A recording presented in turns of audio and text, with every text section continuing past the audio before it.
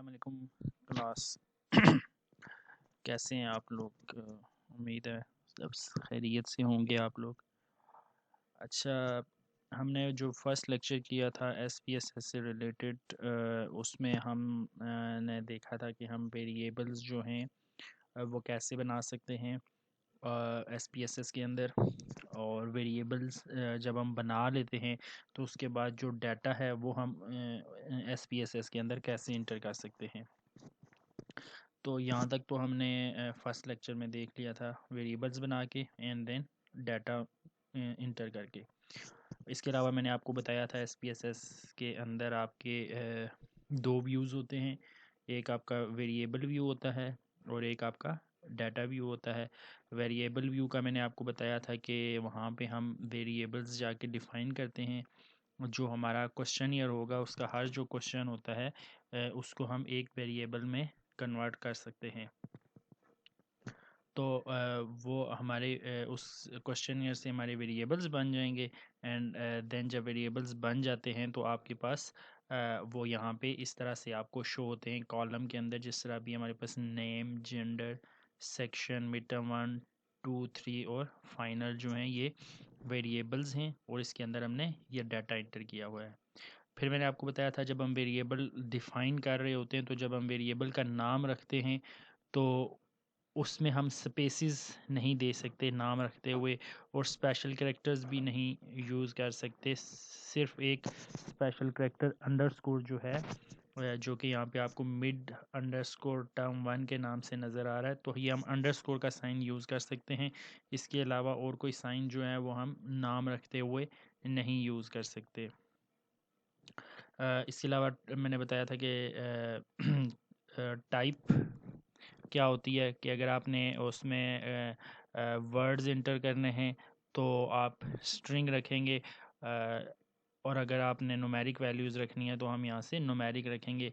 इसके अलावा हम डेट टाइम रख सकते हैं और करेंसी वगैरह के लिए हमारे पास यहाँ पे ऑप्शंस हैं वो हम रख सकते हैं।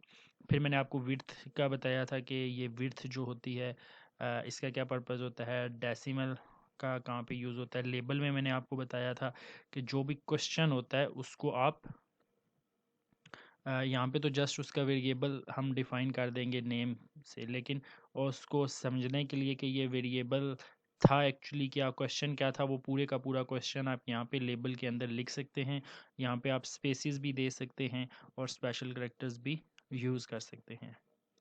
इसके बाद वैल्यूज़, जिस तरह हमारे पास अगर मल्टीपल वैल्यूज़ आ जाती हैं किसी भी क्वेश्चनियर के अंदर, जैसे आपके पास मल्टीपल ऑप्शंस होती हैं, उसके अंदर एक ऑप्शन सेलेक्ट हो सकती है या एक से ज़्यादा ऑप्शंस भी सिलेक्ट हो सकती हैं, तो हम यहाँ पे उनको डिफ़ाइन कर लेते हैं। जिस तरह अभी हमने मेल के लिए 1 और फीमेल के लिए 2 जो है वैल्यूज़ डिफ़ाइन की हुई हैं, तो इस तरह आप कर सकते हैं।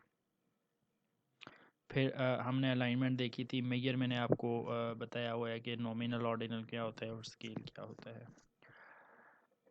तो ये हमारे पास एक डाटा इंटर हुआ है।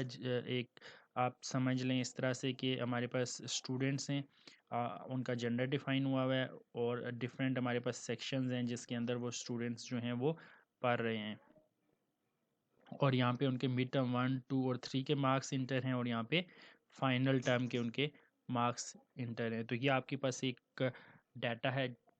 तो हमने सीख लिया था डाटा डिफ़ाइन करना और डाटा इंटर करना। आज का जो लेक्चर है ये होगा आपका डाटा मैनेजमेंट से रिलेटेड, कि वंस जब आप डाटा इंटर कर लेते हैं तो उसके बाद आप कैसे उस डाटा को चेंजेस उसमें कर सकते हैं, जैसे जैसे आपको वो चेंजेस करने की ज़रूरत पड़ेगी। तो इस लेक्चर में हम देखेंगे कि हम डाटा मैनेजमेंट, जो कि बेसिकली उसमें हम देखेंगे कि हमने जो फाइल्स मर्ज करनी है, अगर हमारे पास दो डिफरेंट फाइल्स के अंदर एसपीएसएस की फाइल्स के अंदर डाटा है तो हम उसको एक अगर फाइल के अंदर लेके आना चाहते हैं तो वो हम कैसे लेके आएंगे, हम ये देखेंगे। फिर हम न्यू वेरिएबल्स डिफाइन करने सीखेंगे based on other variables. Already जो हमारे पास वेरिएबल्स बने हुए हैं और उनके अंदर डाटा इंटर हुआ है, उसी के बिहाफ पे हम नए वेरिएबल बनाने यहाँ पे सीखेंगे कि उसी के बिहाफ पे हम डिफरेंट वेरिएबल्स कैसे बना सकते हैं। फिर सॉर्टिंग, हम अपने डाटा को सॉर्ट आउट इसके अंदर कैसे कर सकते हैं वो हम देखेंगे।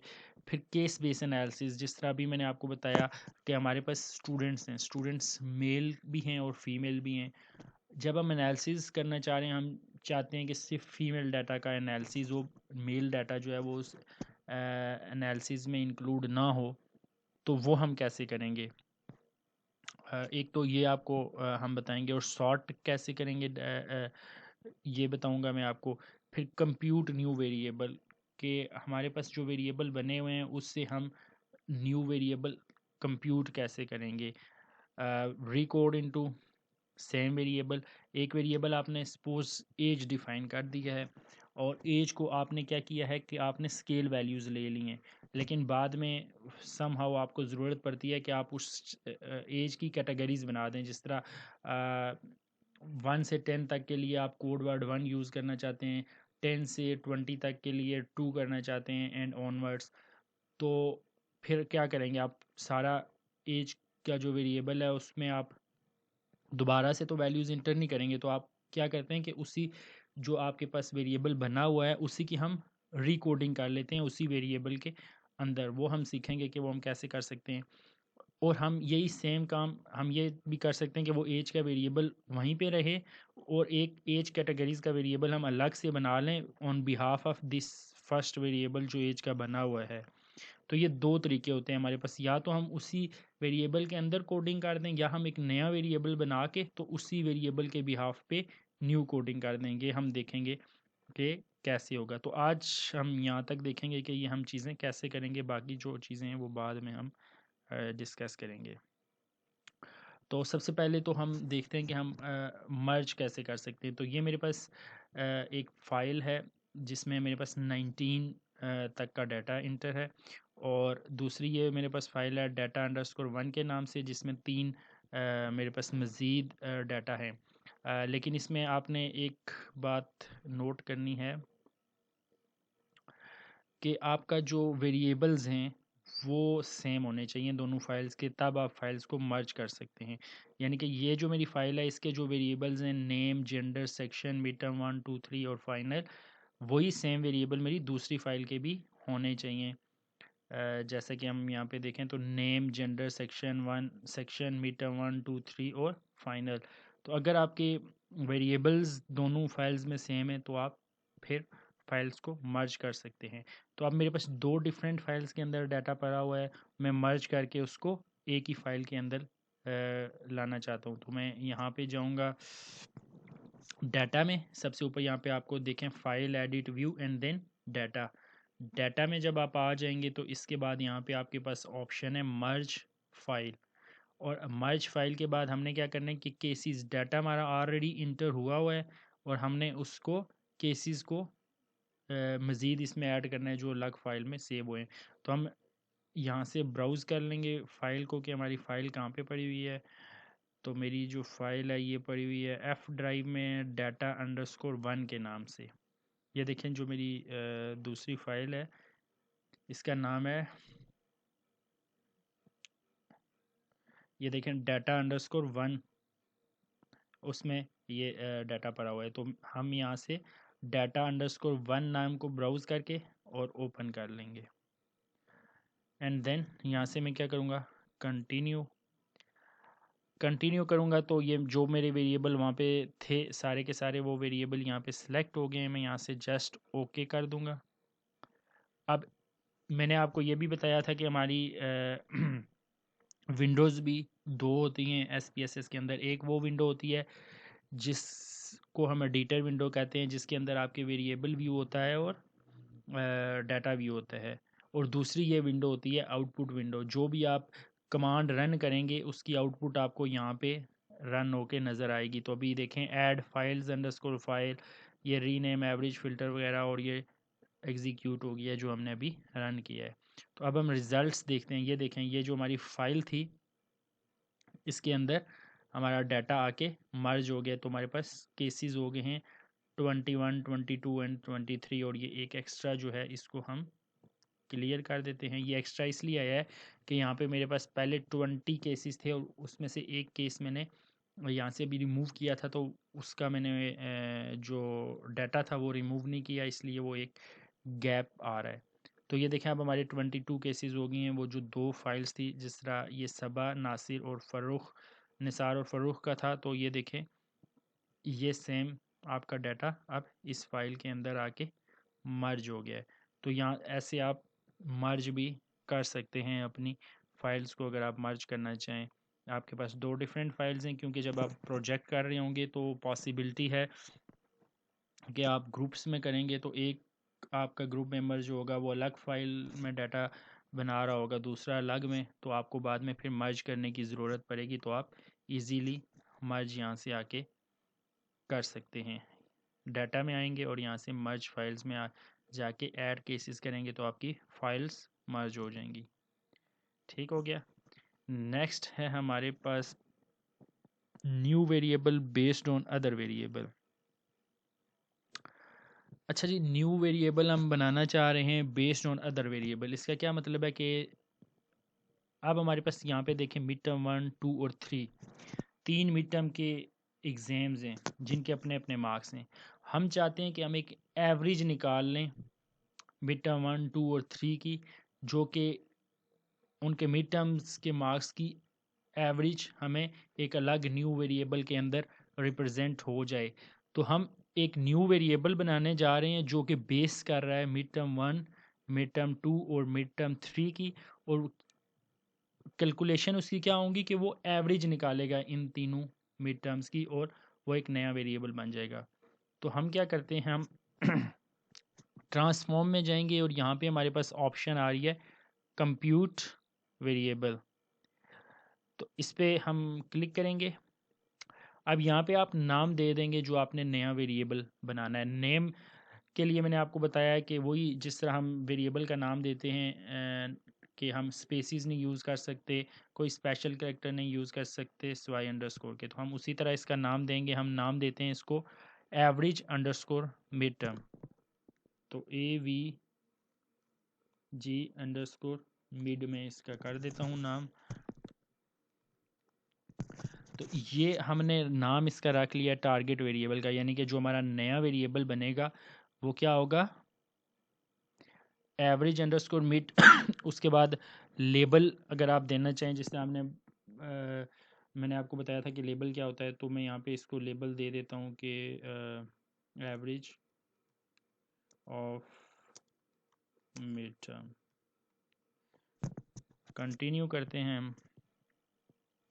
अब ये हमारा एक नया वेरिएबल बन गया। अब ये हमने क्या करना था कि हमने निकालनी थी एवरेज, तो हम यहाँ पे जाएंगे ऑल पे।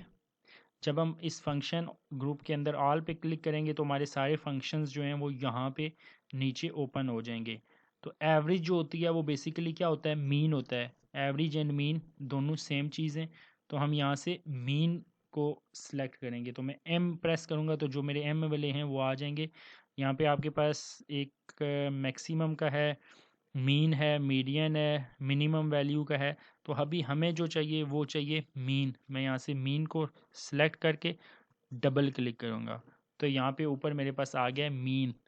मीन अब मैं किस भी हाफ पे कैलकुलेट करना चाह रहा हूँ, मिड टर्म 1, मैं मिड टर्म 1 पे डबल क्लिक करूँगा तो यहाँ पे सिलेक्ट हो जाएगा। उसके बाद comma, then mid term 2, again comma, mid term 3। तो ये हमारा एक यहाँ पे न्यूमेरिक एक्सप्रेशन बन गया है जो कि कैलकुलेट करेगा mean of mid term 1, mid term 2, mid term 3 that is equal to average mid.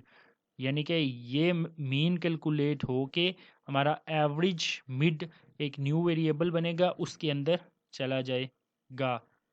Hopefully ये बात आपको समझ आ रही होगी कि हम यहाँ पे क्या कर रहे हैं कि एक ऑलरेडी जो हमारे पास वेरिएबल एग्जिस्ट कर रहे हैं उनसे हम एक नया वेरिएबल कंप्यूट कर रहे हैं। तो यहाँ पे ये सिलेक्ट करके मिड टर्म 1, 2 एंड 3 और मैं यहाँ पे ओके पे क्लिक करूँगा। तो ये देखें हमारे पास अगेन कमांड आ गई है कि एवरेज अंडरस्कोर मिड कंप्यूट करे एक नया वेरिएबल जिसका नाम होगा average underscore mid that is equal to mean of mid term 1, mid term 2 and mid term 3। और वेरिएबल लेबल्स जो होंगे वो होगा एवरेज ऑफ मिड टर्म जो हमने उसका सिलेक्ट किया था और वो एग्जीक्यूट हो गया है। ये हमारी आउटपुट फाइल है। अब हम जाके यहाँ पे देखें, अब हम जब एडिटर फाइल में आ गए तो ये हमारा एक नया वेरिएबल कैलकुलेट हो गया है जो कि बेस कर रहा है मिड टर्म 1, मिड टर्म 2 और मिड टर्म 3 की एवरेज के ऊपर। ये आप अगर वेरीफाई करना चाहते हैं तो आप 77 प्लस 86 प्लस 68 करके डिवाइडेड बाई 100 करेंगे तो आपकी ये आ जाएगी 77, 86, 68 की आप एवरेज इजीली निकाल सकें। ये कि इनको ऐड करके 3 से डिवाइड करके मल्टीप्लाई 100 से करेंगे तो आपकी ये एवरेज आ जाएगी इजीली। ये आप वेरीफाई भी कर सकते हैं। यहाँ तक होपफुली आपको इसमें कोई प्रॉब्लम नहीं होगी। नेक्स्ट जो है वो हम कैलकुलेट इसमें करते हैं कि हम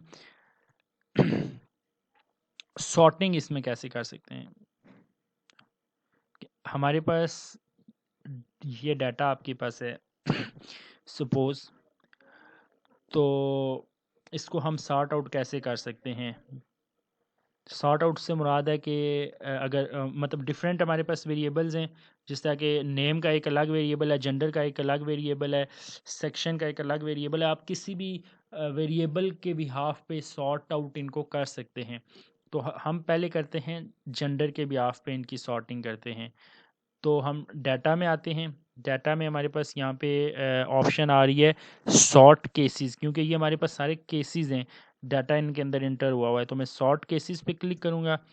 यहाँ से मैं सिलेक्ट करूँगा कि मैं कौन से वेरिएबल के बिहाफ पे सॉर्टिंग करना चाह रहा हूँ। तो हमने ये कहा है कि हम जेंडर के बिहाफ पे करते हैं।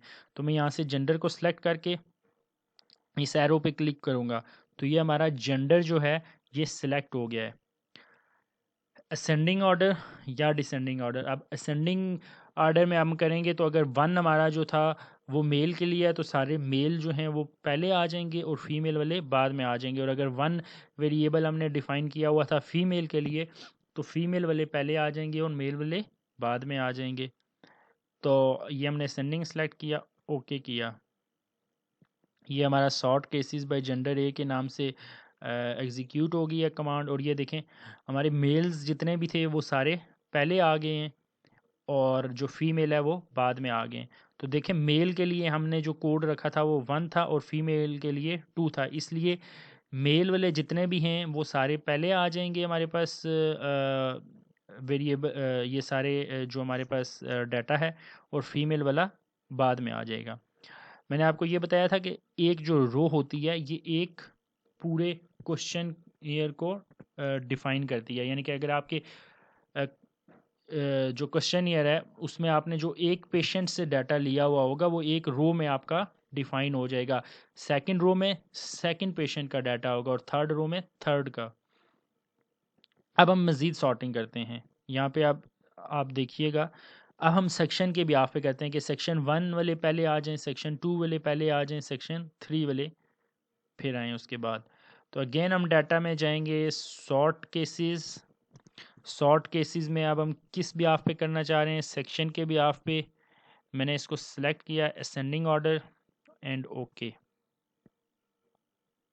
अब यहाँ पे देखें सॉर्ट केसेस बाय जेंडर ए, क्योंकि जेंडर ए सिलेक्ट हुआ था तो वो वाला तो ऑलरेडी उससे सॉर्ट हुआ है। और सेक्शन ए, अब सेक्शन ए के हिसाब से भी, यानी कि सेक्शन के हिसाब से भी होता जाएगा।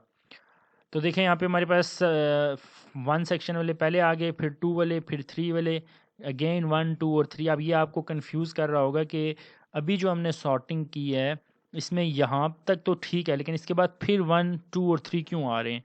तो सिंपल बात यह है कि पहले जो वेरिएबल सेलेक्ट हुआ है वो है जेंडर का। तो ये जेंडर यहाँ तक हमारा कंप्लीट हो रहा है। केस 14 तक हमारे जेंडर जो हैं वो मेल वाले कंप्लीट हो गए।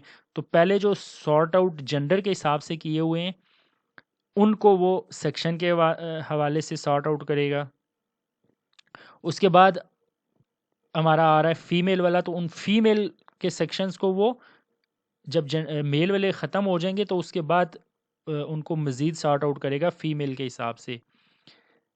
ये आपको मैं एक बार फिर बताता हूँ कि ये सेक्शन 1 जो है पहले मेल वाले सारे जितने भी सेक्शन 1 के मेल थे वो सारे के सारे पहले सिलेक्ट हुए, 1 वाले वो सॉर्ट आउट हो गए। फिर सेक्शन 2 के जो मेल थे वो सॉर्ट आउट हो गए, और वो सेक्शन 3 के मेल्स थे वो सॉर्ट आउट हो गए यहाँ तक।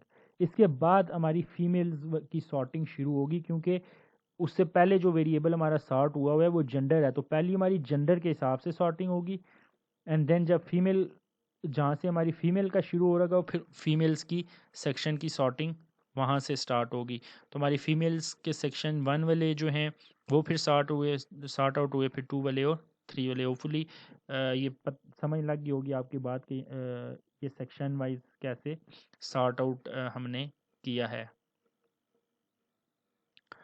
ठीक है, नेक्स्ट है जी हमारे पास न्यू वेरिएबल हमने कर लिए, मर्ज कर ली फाइल, केस बेस एनालिसिस है। अच्छा, केस बेस एनालिसिस क्या होता है? सिंपल सी चीज़ है, मैं आपको बताता हूँ। अभी हम यहाँ पे जस्ट फ्रीक्वेंसी फाइंड आउट करते हैं, या चलें फ्रीक्वेंसी फाइंड आउट करते हैं, और हमारे पास यहाँ पे टोटल जो डाटा है वो है 22 का। तो हम एनालाइज में जाएंगे, डिस्क्रिप्टिव स्टैटिस्टिक्स, फ्रीक्वेंसी, और सिंपल जेंडर की कर लेते हैं।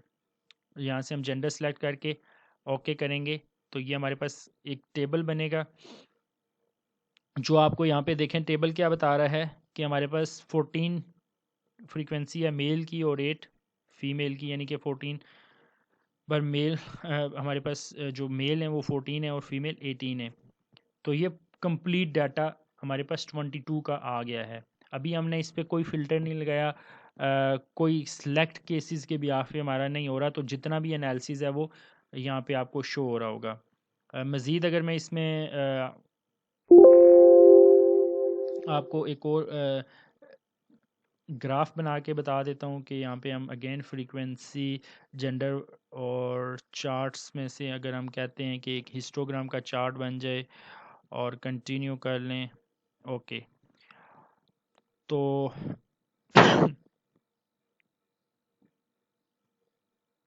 ये देखें आप, ये हमारा टेबल भी बन गया है ऊपर फ्रीक्वेंसी का, और इसी तरह हमारा यहाँ पे एक वो भी बन गया है, हिस्टोग्राम भी बन गया है, जो हमें बता रहा है कि हमारे मेल की ये है और फीमेल जो हैं वो ये हैं, 8 तक आ रहे हैं यहाँ पे। तो ये तो सिंपल, जब भी हम एनालिसिस करेंगे तो आपका सारा डाटा इंक्लूड हो जाएगा। अब हम चाहते हैं कि जो भी हम फ्रीक्वेंसी फाइंड आउट करें या जो भी चीज़ फाइंड आउट करें वो सिर्फ मेल वाले पे हो, यानी कि मेल पोर्शन पे हो, और जो फीमेल पोर्शन है वो स्किप हो जाए। तो हम क्या करेंगे, हम डाटा में जाएंगे और यहाँ से क्या करेंगे, सिलेक्ट केसेस करेंगे। सिलेक्ट केसेस को जब मैं सिलेक्ट करूँगा तो यहाँ पे हम एक कंडीशन लगाएंगे, इफ़ कंडीशन, और किस पे लगाएंगे, हमने कहा कि हम जेंडर के भी ऑफ पे करेंगे, जेंडर इज़ इक्वल टू 1। अब यहाँ पे मैंने क्या सिलेक्ट कर दिया है कि जेंडर इज़ इक्वल टू 1। इसका क्या मतलब है कि मेरे सिर्फ वही केस सेलेक्ट होंगे जो कि जिनमें जेंडर 1 है, यानी कि जो मेल हैं, क्योंकि जेंडर के लिए हम, मेल के लिए हमने कोड रखा हुआ था 1, तो यहाँ पे हमने जेंडर को इज़ इक्वल टू 1 किया है। तो इफ़ कंडीशन क्या कह रही है, इफ़ कंडीशन सिर्फ वो केस सेलेक्ट हूँ जिनमें जेंडर 1 है। इसको मैं ओके करूँगा, और हम वापस अपनी फ़ाइल में आते हैं। तो ये देखें, यहाँ पे आपको नज़र आ रहा है फ़िल्टर ऑन। ये फ़िल्टर ऑन पहले नहीं था, जब अभी मैं आपको रिमूव करके बताऊँगा तो देखिएगा यहाँ से फ़िल्टर ऑन रिमूव हो चुका होगा। तो यहाँ पे आपको नज़र आ रहा है फ़िल्टर ऑन, और यहाँ पे ये देखें जो फीमेल वाला पोर्शन था वो सारे का सारा यहाँ पे क्रॉस लगा हुआ है। फाइल के अंदर तो वो आपका डाटा रहेगा, लेकिन जब आप हम एनालिसिस करेंगे तो उसके अंदर ये डाटा स्किप हो जाएगा। ये देखें सारे का सारा ये जो क्रॉस लगा हुआ है ये फीमेल पोर्शन के ऊपर है। अब जब मैं एनालिसिस में जाता हूँ और मैं वही फ्रीक्वेंसी टेबल बनाता हूँ जेंडर का, और साथ में चार्ट बना लेता हूँ, हिस्टोग्राम। अब देखें यहाँ से मैंने जेंडर सेलेक्ट किया है, लेकिन यहाँ पे एनालिसिस में मैंने नहीं कहा कि मेरा मेल वाला पोर्शन आए, या जहाँ पे जेंडर इज़ इक्वल टू 1 है वो वाला एनालिसिस में इंक्लूड हो, या जेंडर इज इक्वल टू 2 है वो वाला इंक्लूड हो। यहाँ पे मैंने कुछ भी नहीं ऐसा किया, मैं यहाँ पे मैंने पूरे का पूरा जेंडर वेरिएबल सिलेक्ट किया है, लेकिन चूंकि मैंने यहाँ पे फ़िल्टर लगा दिया तो इसलिए मेरा अब सिर्फ वही एनालिसिस में डाटा इंक्लूड होगा जो जेंडर इज़ इक्वल टू 1 के इक्वल होगा, या इस फ़िल्टर जो मैंने लगाया है इसके मुताबिक होगा। लेकिन फ्रीक्वेंसी फाइंड आउट करते हुए मैंने पूरा वेरिएबल जो है वो सिलेक्ट किया है। यहाँ पे मैंने ओके किया, तो अब देखें कि जो मेरा नया टेबल बना है इसमें gender male is equal to 14, और यहाँ पे जो सेकंड हमारा टेबल था, जिस तरह हम यहाँ पे मैं ऊपर जाता हूँ तो जब मेरा फ़िल्टर नहीं लगा हुआ था तो देखिए हमारा मेल का पोर्शन भी था और फीमेल, दोनों आपके एनालिसिस के अंदर इंक्लूड हो रहे थे, और ये आपके हिस्टोग्राम भी बना था, दोनों का बना था। लेकिन जब मैंने फ़िल्टर ऑन कर दिया है तो अब देखें हमारे टोटल 14 है और वो सारे के सारे मेल हैं, फीमेल वाला पोर्शन यहाँ से स्किप हो गया है, और ये जो हिस्टोग्राम बना है वो भी आपका सिर्फ और सिर्फ मेल पोर्शन का है। वो सेकंड जो बार है हमारा हिस्टोग्राम का फीमेल वाला वो भी स्किप हो गया है। तो जब आपने एनालिसिस करना है और आप चाहते हैं कि एनालिसिस में से कोई पर्टिकुलर आप वैल्यू एक्सक्लूड करना चाहें तो आप केस बेस एनालिसिस कर सकते हैं, आप उस पर ये फ़िल्टर ऑन कर सकते हैं। ये फ़िल्टर ऑन आपको, जब आप कोई फ़िल्टर लगाएंगे तो यहाँ पे आपका फ़िल्टर ऑन लिखा हुआ आ जाएगा, और इसी तरह यहाँ पे वो वाली वैल्यूज़ जिनके ऊपर फ़िल्टर लग जाएगा और वो इस फ़िल्टर के अंदर नहीं आ रही होंगी वो क्रॉस हो जाएंगी। अब देखिएगा जब मैं फ़िल्टर रिमूव करूँगा तो यहाँ से फ़िल्टर ऑन की वैल्यू भी ख़त्म हो जाएगी।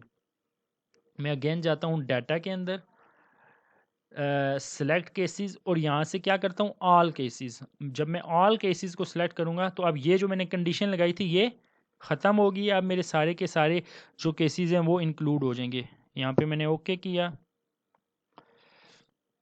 तो ये देखें यहाँ से लाइंस भी ख़त्म हो गई हैं, और यहाँ पे जो वो फ़िल्टर ऑन लिखा हुआ आ रहा था वो भी ख़त्म हो गया है। और आपकी तसल्ली के लिए मैं दोबारा एनालिसिस भी कर देता हूँ सेम जो हम कर रहे थे। तो अब हमारा दोबारा देखें जेंडर में हमारा मेल भी आ गए, फीमेल भी आ गए, और हिस्टोग्राम में भी दोनों चीज़ें हमारी आ गई हैं। ठीक है, यहाँ तक होपफुली आपको समझ आ गई होगी, कोई आपको कन्फ्यूजन नहीं होगी। और अगर आपको कोई भी कन्फ्यूजन है तो आप मुझे व्हाट्सएप पे मैसेज करके क्वेश्चन पूछ सकते हैं, और या यहीं पे यूट्यूब के नीचे कमेंट्स में आप पूछ लें, और कमेंट्स में आप लोग अपनी अटेंडेंस लाजमी लगाइएगा। थैंक यू, बाकी जो है वो हम नेक्स्ट लेक्चर में देखेंगे। Thank you.